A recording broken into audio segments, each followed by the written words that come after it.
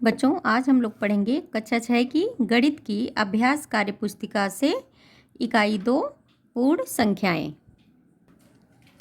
पहला प्रश्न है बच्चों, प्राकृतिक संख्याओं में यदि शून्य को भी सम्मिलित कर लिया जाए तो वे सभी संख्याएं पूर्ण संख्याएं कहलाती हैं।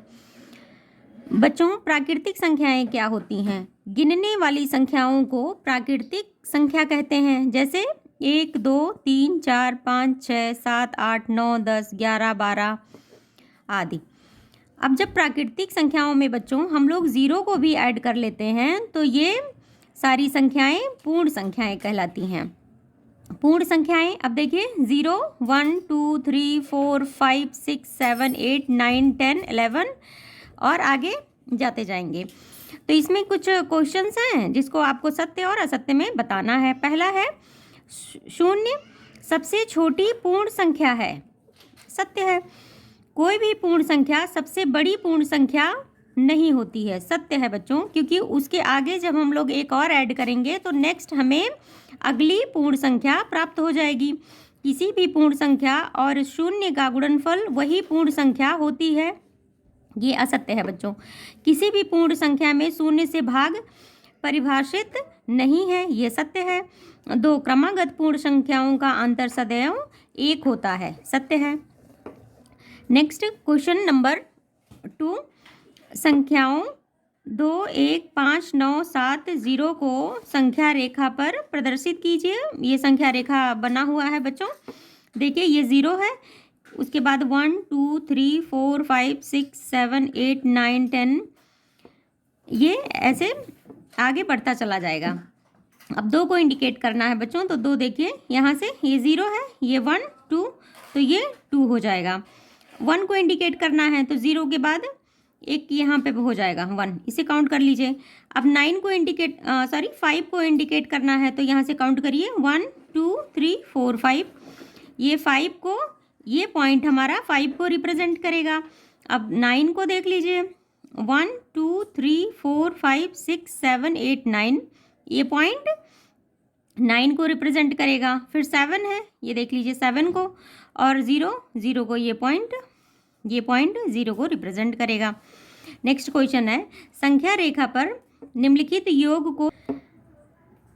तो बच्चों इसमें पहला है 3 में 7 को जोड़ना है। 3 + 7 = 10। तो यहाँ देखिए 0 के बाद हम 3 खाने इसमें काउंट करेंगे। 1, 2, 3। पहले हम 3 पे आएंगे, फिर अब 3 के बाद 7 काउंट करेंगे, फिर यहाँ से अब बच्चों इसको 1 काउंट करेंगे 3 के बाद। तो फिर हो जाएगा 1, 2, 3, 4, 5, 6, 7। तो टोटल हम लोग किस संख्या पे पहुँच गए बच्चों? देखिए 10 पे पहुँच गए। तो इसका मतलब ये हो गया, जब 3 में हम 7 जोड़ेंगे तो कितना होगा? 10।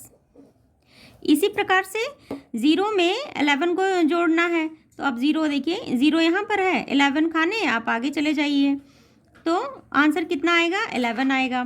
अब ये देख लीजिए, आप इसमें जोड़ना है आपको 3 + 5 + 8 को जोड़ना है। सबसे पहले 0 से आप 3 काउंट करिए, 1, 2, 3 यहाँ आइए सबसे पहले। फिर अब 3 के बाद आप 5 खाने और आगे जाइए, 1, 2, 3, 4, 5 यहाँ आ गए, 8 पर आ गए बच्चों। अब 8 के बाद फिर 8 और खाने आगे जाइए, 1, 2, 3, 4, 5, 6, 7, 8। टोटल हम किस पे पहुंच गए? 16 पे। तो इसका आंसर कितना हो जाएगा? 16। अगला प्रश्न है बच्चों, निम्नलिखित गुणनफल को संख्या रेखा पर प्रदर्शित कीजिए। अब देखिए 3 × 5 = 15। अब हम लोग 3 3 करके 5 बार आगे बढ़ेंगे। देखिए ये 3 पे गए, फिर अगले 3 पे गए, फिर अगले 3 पे, फिर अगले 3 पे, फिर अगले 3 पे। तो बच्चों हम लोग कितनी बार आगे बढ़े हैं? 1, 2, 3, 4, 5 बार। तो 5 बार आगे बढ़ने के बाद 3 3 खाने 5 बार आगे बढ़ने के बाद हम लोग कहाँ पहुँचे हैं? 15 पर। तो हमारा आंसर कितना हो जाएगा? 15। अब ये देख लीजिए बच्चों, यहाँ पे दिया है आपको, यहाँ पे 2 × 5 को रिप्रेजेंट करना है। तो अब आप 2 खाने कितनी बार बढ़ेंगे आगे? 2 खाने 5 बार आगे बढ़िए, 2 काउंट करना है। तो टोटल हम लोग पहुँचेंगे किस पे? 10 पे पहुँच जाएंगे। तो हमारा आंसर कितना हो जाएगा? 10। अब देखिए 0 को बच्चों 0 × 3 को रिप्रेजेंट करना है, तो 0 खाने हम लोग 3 बार करेंगे, तो 1 बार, 2 बार, 3 बार। तो हम लोग कहाँ पहुँचे हैं बच्चों? 0 पे ही हैं, तो हमारा आंसर कितना हो जाएगा? 0। Question number 5। 3 क्रमागत पूर्ण संख्याओं में पहली व तीसरी का योगफल 22 है। तीनों संख्याएं बताइए। माना पहली संख्या x, दूसरी x+1 तथा तीसरी संख्या x+2 है। तो हमको पहली संख्या और तीसरी संख्या का योग करना है। पहली संख्या कितनी है? x है, तीसरी x+2, तो दोनों का योग कर दीजिए, यहाँ पे प्लस लगा दीजिए। इक्वल्स टू कितना है बच्चों? 22। तो अब देखिए ये ब्रैकेट को हटाइए, ये आ जाएगा x+x+2। तो x में x को जोड़ेंगे बच्चों, आ जाएगा 2x+2 = 22। अब 2x इधर ही रहने दीजिए, +2 को जब हम दूसरी साइड में लेके जाएंगे तो इसका साइन बदल जाएगा बच्चों। ये +2 है तो इधर आके -2 हो जाएगा। अब यहाँ पे कितना हुआ? 2x = 20। 22 में से 2 को माइनस करेंगे, कितना आएगा? 20। तो x = अब कितना हो जाएगा बच्चों? 20 यहीं रहेगा, और ये 2 इसके साथ मल्टीप्लाई है x के साथ। जब हम दूसरी साइड में आएंगे बच्चों, इक्वल के दूसरी साइड में 2 को लाएंगे तो ये डिवाइड में पहुंच जाएगा। देखिए बच्चों, अब 2 से 20 को काट दीजिए, आ जाएगा 10। तो हमारा x कितना आ गया? 10। यानी कि पहली संख्या कितनी हो गई? 10 हो गई। दूसरी संख्या x+1 है, तीसरी संख्या x+2 है। तो दूसरी संख्या प्राप्त करने के लिए 10 में 1 को ऐड कर दीजिए, आ जाएगा 11। तीसरी संख्या को प्राप्त करने के लिए x में 2 को ऐड कर दीजिए, हो जाएगा आपका 10 + 2 = 12। नेक्स्ट है बच्चों, दिए गए विकल्पों में उचित विकल्प छांटकर रिक्त स्थानों को भरिए। ए, 2 पूर्णांकों के योग पर संख्याओं के क्रम का कोई प्रभाव नहीं पड़ता। यह पूर्ण संख्याओं में योग का क्रम विनिमेय प्रगुण है। इसमें से चुन के आपको इसमें भरना है। बी है, किसी पूर्ण संख्या में 0 जोड़ने पर योगफल वही रहता है। यह 0 योज्य तत्समक है। क्या है बच्चों? ये तत्समक है, योज्य तत्समक। सी है, 2 पूर्ण संख्याओं का गुणनफल सदैव पूर्ण संख्या होता है। यह पूर्ण संख्याओं में गुणन संक्रिया का समवर्ग प्रगुण है।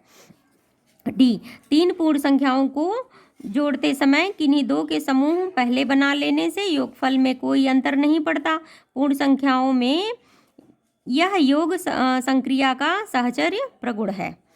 Next question number 7। निम्नलिखित गणितीय संक्रियाओं को सामने दिए गए प्रगुणों को सुमेलित कीजिए। यहाँ देखिए बच्चों, पहला है 2 + 3 = 3 + 2। पहले 2 था, अब इसके बाद यहाँ देखिए पहले 2 था, अब 3 को पहले ले आए हैं, 2 को बाद में कर दिए हैं। तो ये कौन सी संक्रिया है बच्चों? योग का क्रम विनिमय प्रगुण। नेक्स्ट है 2 × 3 = 3 × 2। तो ये क्या है बच्चों? गुणन का क्रम विनिमय प्रगुण। नेक्स्ट है 3 × 1। ये क्या है बच्चों? ये देखिए गुणन का तत्समक अवयव। 0 + 6 = 0। ये क्या है बच्चों? योग का तत्समक अवयव। अब यहाँ पे देखिए 4 + (5 + 6) = 4 + 5 +6। ये क्या है? योग का सहचर्य प्रगुण। नेक्स्ट है 8 × 0 = 0। ये क्या है? शून्य से गुणन का प्रगुण। नेक्स्ट है 5 × (6 + 7) = 5 × 6 + 5 × 7। ये क्या है बच्चों? गुणन का वितरण प्रगुण। नेक्स्ट है 8 ÷ 1 = 8। ये क्या है बच्चों? 1 से भाग का प्रगुण। ये 0 में 8 से डिवाइड किया गया है, = 0। ये क्या है बच्चों? ये क्या है? शून्य में भाग का प्रगुण है। 2 × 3 = 6। ये क्या है बच्चों? गुणन का समवर्ग प्रगुण।